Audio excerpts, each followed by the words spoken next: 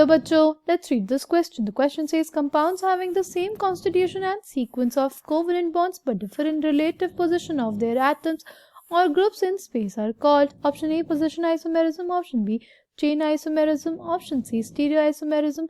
Option D, functional group isomerism. The key concept for this question is isomers. Isomers हमारे पास क्या होता है? Isomers are basically species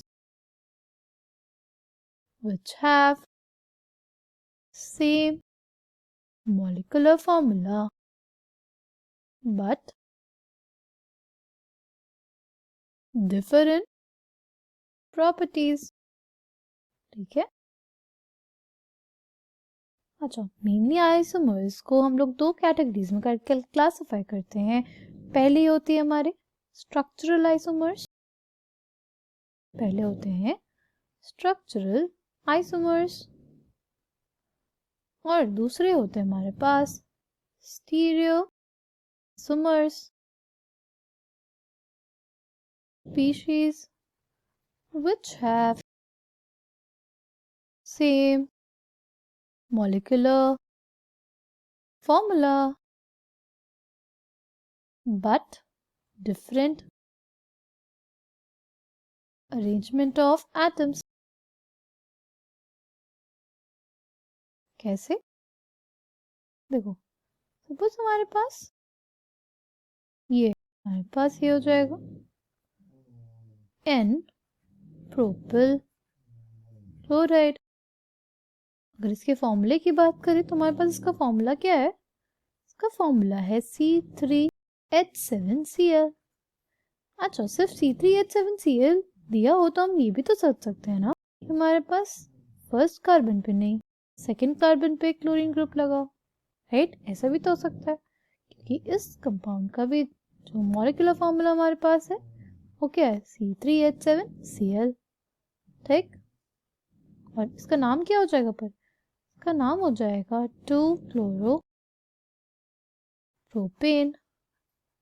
ठीक, इसका नाम क्या हो जाएगा? 2-क्लोरोप्रोपेन. और अगर मैं जो पहला वाला था उसके आईयूपीएसी नाम की बात करें तो आईयूपीएसी नेम हो जाएगी इसकी 1-क्लोरोप्रोपेन. ठीक है, तो इस दोनों में सिर्फ किस बात का अंतर हुआ?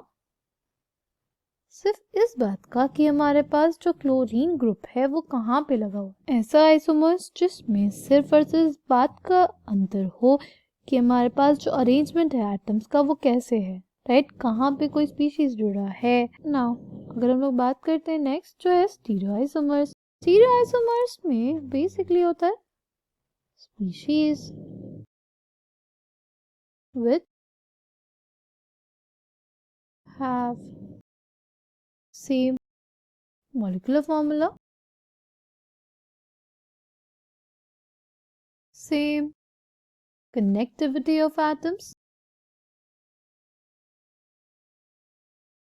but different partial arrangement of atoms.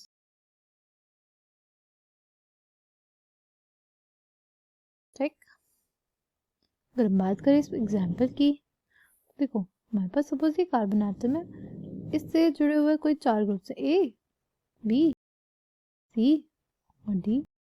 अच्छा, इसमें ना हमारे पास एक रिप्रेजेंटेशन होती है वेज और डैश. सी, हमारे पास जो कार्बन होता है यूजुअली क्या बनाता है? Tetrahedral structure. और टेट्राहेड्रल स्ट्रक्चर में 2T भी रिप्रेजेंट करने के लिए यूज करना पड़ता है वेज डैश रिप्रेजेंटेशन.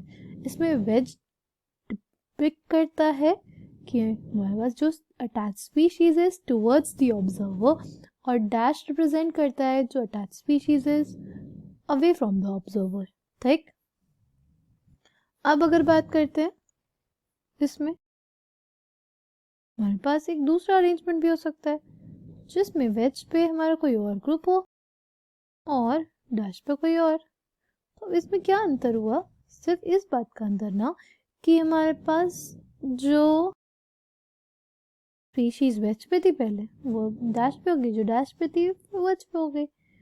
ये हमारे पास एक डिफरेंट मॉलिक्यूल ही बन गया, राइट? ये मॉलिक्यूल 1 और ये मॉलिक्यूल 2, इन दोनों में क्या अंतर है? इन दोनों में बस इस बात का अंतर है कि पहले जो वेज पे था वो डैश पे हो गया, जो डैश पे था वो वेज पे हो गया, राइट। तो ये दोनों सिर्फ इन चीज़ में डिफर करता है कि हमारे पास जो अरेंजमेंट है स्पेस में वो कैसा है।